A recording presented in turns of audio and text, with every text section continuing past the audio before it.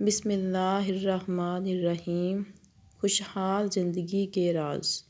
حضرت علی رضی اللہ تعالیٰ عنہ نے فرمایا، اگر زندگی میں خوش رہنا ہے تو دو باتیں بھول جاؤ۔ مکمل تفصیلات کے لیے ہماری ویڈیو کو آخر تک ضرور دیکھیے گا۔ حضرت علی نے فرمایا، جب آپ بے وجہ توڑ دیے جاؤ تو سمجھ جاؤ کہ اللہ تمہیں اپنے قریب لا کر جوڑنا چاہتا ہے۔ حضرت علی کا ایک واقعہ ملاحظہ فرمائیں۔ ایک مرتبہ مدینہ کی گلیوں میں ایک نوجوان لڑکا یہ کہتا ہے کہ لوگوں میری جان بچاؤ، میں مر رہا ہوں، مجھ پر ناجائز حد قذف لگائی جا رہی ہے۔ حد قذف اس کو کہتے ہیں کہ کوئی آدمی کسی پر تہمت لگائے، جھوٹی تہمت ہو تو اس کو 80 کوڑوں کی سزا شریعت میں دی جاتی ہے۔ جب اس نے دہائی دی تو حضرت علی رضی اللہ تعالیٰ عنہ کو پتہ چلا۔ حضرت علی رضی اللہ تعالیٰ عنہ نے اس سے پوچھا، کیا ہوا؟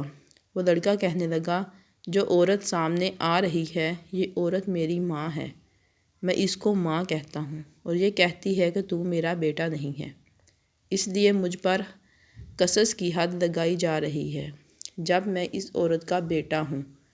حضرت علی رضی اللہ تعالیٰ عنہ نے اس عورت سے پوچھا کہ بتاؤ، واقعی یہ تیرا بیٹا ہے؟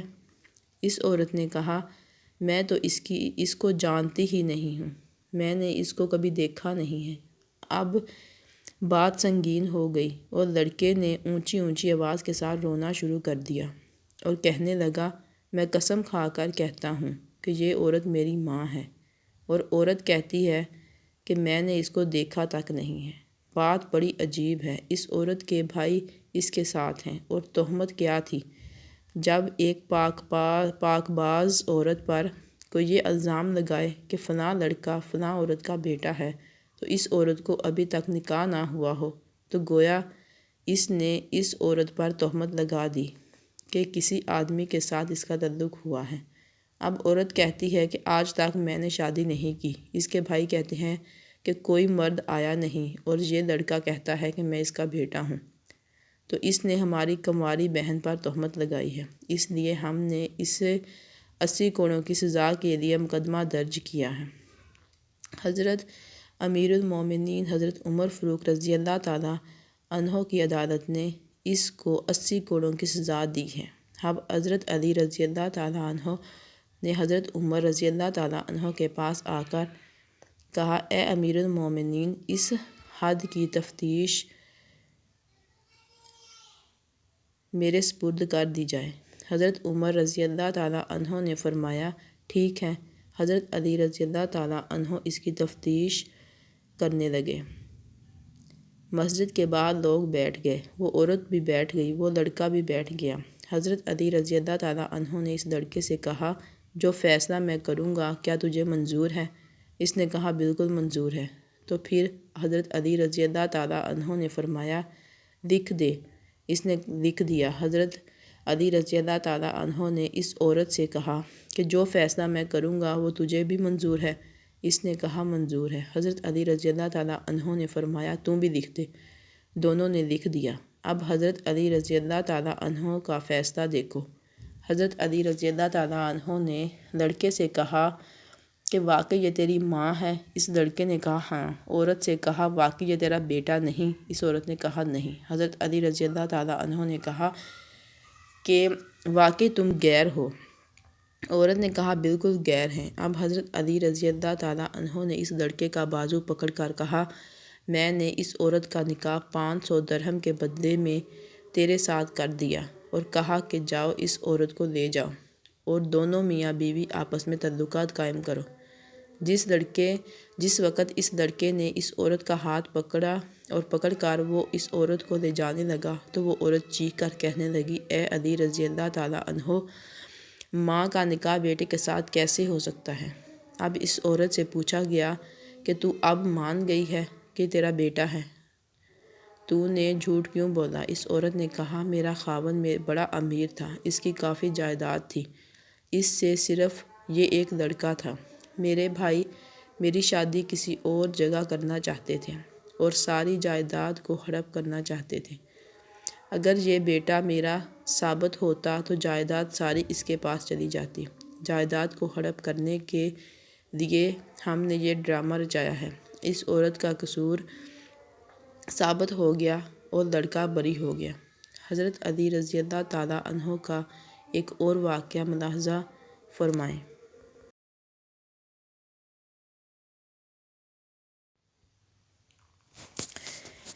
مدینہ منورہ میں ایک لڑکے کو گرفتار کر کے لے جا رہے تھے۔ اس لڑکے نے حضرت علی رضی اللہ تعالیٰ عنہ کو دور سے دیکھ کر پکارا اور کہا کہ اے علی ابن ابی طالب مجھے بچاؤ۔ حضرت علی رضی اللہ تعالیٰ عنہ نے پوچھا کیا ہوا؟ تو وہ لڑکا کہنے لگا کہ اے علی رضی اللہ تعالیٰ عنہ میں بے گناہ ہوں، مجھے بے گناہی کے باوجود قتل کی سزا دی گئی، مجھے بچاؤ، میں بے گناہ ہوں۔ حضرت علی رضی اللہ تعالیٰ عنہ نے پولیس کے آدمی سے پوچھا کہ کیا بات ہے؟ اس پولیس کے آدمی نے کہا کہ اے علی رضی اللہ تعالیٰ عنہ آپ کو معلوم نہیں کہ اس لڑکے نے اپنے مالک کو قتل کیا ہے اور مالک کے قتل کے بدلے میں اس کو قتل کیا جا رہا ہے۔ حضرت علی رضی اللہ تعالیٰ عنہ نے اس لڑکے سے پوچھا کہ بھائی تو نے مالک کو قتل کیا ہے؟ اس لڑکے نے کہا ہاں میں نے مالک کو قتل کیا ہے۔ تو حضرت علی رضی اللہ تعالیٰ عنہ نے فرمایا کہ پھر تو تیرا قتل اس قتل کے بدلے میں جائز ہے۔ تو اس لڑکے نے کہا کہ جائز نہیں ہے کیونکہ میرا مالک میرے ساتھ برائی کا ارادہ کرتا تھا، میری عزت پر وہ حملہ کرنا چاہتا تھا، تو میں نے اپنی عزت کو بچانے کے لیے اس کو قتل کیا ہے۔ اور حضور صلی اللہ علیہ وسلم کا حکم ہے کہ جو آدمی عزت کو بچانے کے لیے کسی کو قتل کر دے تو اس کے بدلے میں اس کو قتل نہیں کیا جاتا۔ سپاہی سے پوچھا واقعی اس نے یہ کہا؟ سپاہی نے کہا کہ بات تو ٹھیک ہے لیکن اس کے پاس اس واقعے کا کوئی گواہ نہیں ہے کہ مالک اس کے ساتھ برائی کا ارادہ کرتا تھا، اس لیے خلیفہ وقت اور قاضی وقت نے یہ دیکھا کہ مالک قتل ہو گیا، اب مالک تو چلا گیا، اب کون بتائے گا کہ مالک نے اس کے ساتھ برائی کا ارادہ کیا تھا؟ اس کا کوئی گواہ نہیں ہے، اس لیے ہم نے اس قتل کی سزا دی ہے۔ وہ لڑکا رونے لگا اور کہنے لگا واقعتاً میرے مالک نے میرے ساتھ برائی کا ارادہ کیا تھا۔ حضرت علی رضی اللہ تعالیٰ عنہ حضرت عمر رضی اللہ تعالیٰ عنہ کے پاس آئے اور آ کر فرمایا اے امیر المومنین آپ اس قتل کی تفتیش میرے سپرد کر دیں۔ حضرت علی کے فیصلے بڑے گہرے ہوا کرتے تھے۔ حضرت عمر رضی اللہ تعالیٰ عنہ نے فرمایا ٹھیک ہے اس قتل کی تفتیش آپ کریں۔ اب حضرت علی رضی اللہ تعالیٰ عنہ تفتیش کرنے کے لیے آئے، اس لڑکے سے پوچھا بتا تیرے مالک کی قبر کہاں ہے؟ اس نے کہا فلاں قبرستان میں ہے۔ حضرت علی رضی اللہ تعالیٰ عنہ نے پولیس کے چند آدمیوں کو اپنے ساتھ لیا اور پولیس کے چند آدمیوں کے ہمراہ اس قتل کی تفتیش کے لیے قبرستان میں چلے گئے۔ جب قبرستان پہنچے تو پولیس کے آدمیوں سے کہا کہ اس کے مالک کی قبر کھودو۔ جب انہوں نے قبر کھودی تو قبر میں اس کے مالک کی لاش نہیں تھی۔ جب اس قبر میں مالک کی لاش نظر نہ آئی تو حضرت علی رضی اللہ تعالیٰ عنہ واپس آ گئے اور حضرت عمر رضی اللہ تعالیٰ عنہ سے آ کر کہا کہ امیر المومنین یہ لڑکا سچا ہے، وہ مالک واقعی اس کے ساتھ برائی کا ارادہ رکھتا تھا۔ حضرت عمر رضی اللہ تعالیٰ عنہ نے فرمایا کہ تمہارے پاس کیا دلیل ہے؟ تو حضرت علی رضی اللہ تعالیٰ عنہ نے فرمایا کہ میں نے حضور صلی اللہ علیہ وسلم سے یہ حدیث سنی ہے کہ جو آدمی لڑکوں سے برائی کا ارادہ کرتا ہے جب اس کا انتقال ہو جاتا ہے اور اس کو قبر میں ڈال دیا جاتا ہے تو اس کی لاش کو اٹھا کر قوم لوط کے قبرستان میں بھیج دیا جاتا ہے۔ تو اس لیے جب ہم نے اس کی قبر کو کھودا تو اس قبر کے اندر اس کا مالک نہیں تھا، جبکہ ابھی چند دن پہلے اس کو دفن کیا گیا ہے، اس لیے واقعی اس کا مالک اس کے ساتھ برائی کا ارادہ کرتا ہوگا۔ اس شک کا فائدہ دیتے ہوئے اس لڑکے کو بری کیا جاتا ہے۔ اس موقع پر حضرت عمر رضی اللہ تعالیٰ عنہ نے فرمایا تھا کہ اگر آج علی رضی اللہ تعالیٰ عنہ نہ ہوتے تو عمر ہلاک ہو جاتا۔ دوست وہ ہے جو ظلم اور زیادتی کرنے سے منع کرے اور احسان اور نیکی کرنے پر معین و مددگار ہو۔ لوگوں کے غلام مت بنو جب اللہ نے تمہیں آزاد پیدا کیا ہے۔ خلوص اور عزت بہت مہنگے تحفے ہیں، اس لیے ہر کسی سے ان کی امید نہ رکھو۔ کیونکہ جب بہت کم لوگ دل کے امیر ہوتے ہیں تو جو آدمی اپنوں کو حقیر سمجھتا ہے دشمن اسے کچل دیتے ہیں۔ ہر شخص کا غم اس کی ہمت کے مطابق ہوتا ہے۔ حضرت علی نے فرمایا اگر زندگی میں خوش رہنا ہے تو 2 باتیں بھول جاؤ۔ نمبر 1 وہ برا سلوک جو کسی نے تمہارے ساتھ کیا۔ نمبر 2 وہ اچھا عمل جو تم نے کسی کے ساتھ کیا ہے۔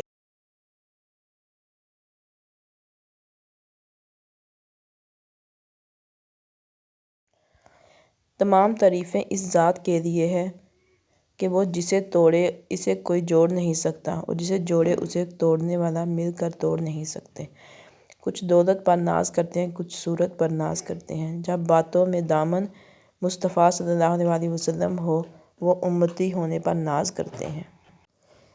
2 باتیں ساری زندگی کام آئیں گی۔ نمبر 1 غصے کی حالت میں کوئی فیصلہ نہ کرنا۔ نمبر 2 خوشی کی حالت میں کوئی وعدہ نہ کرنا۔ جس درخت کی لکڑی نرم ہوگی اس کی شاخ زیادہ ہوں گی۔ بس نرم طبیعت بن جانا کہ تمہارے چاہنے والے زیادہ ہوں۔ زندگی کی اصل خوبصورتی یہ نہیں کہ تم کتنے خوش ہو، بلکہ زندگی کی اصل خوبصورتی یہ ہے تم سے دوسرے کتنے خوش ہیں۔ جب کسی کو کسی سے رشتہ ختم کرنا ہو تو سب سے پہلے وہ اپنی زبان کی مٹھاس ختم کرتا ہے۔ بہت سے لوگ اسی وجہ سے فتنہ میں مبتلا ہو جاتے ہیں کہ ان کے بارے میں اچھے خیالات کا اظہار کیا جاتا ہے۔ سوائے اپنے رب کے کسی سے امید نہ رکھنا اور وہ اپنے گناہوں کے سوا کسی چیز کا خوف مت کھانا۔ خدا کے نزدیک کسی انسان کو جتنی زیادہ عزت دی جاتی ہے اس کا امتحان بھی اسی قدر سخت ہوتا چلا جاتا ہے۔ ہر شخص اپنے جیسے ہی کی طرف مائل ہوتا ہے۔ اللہ پاک ہمیں نیک عمل کرنے کی توفیق عطا فرمائے اور ہمیں پرسکون زندگی عطا فرمائے۔ آمین۔ ناظرین کمنٹ باکس میں اللہ کے 99 ناموں میں سے ایک نام ضرور ٹائپ کریں۔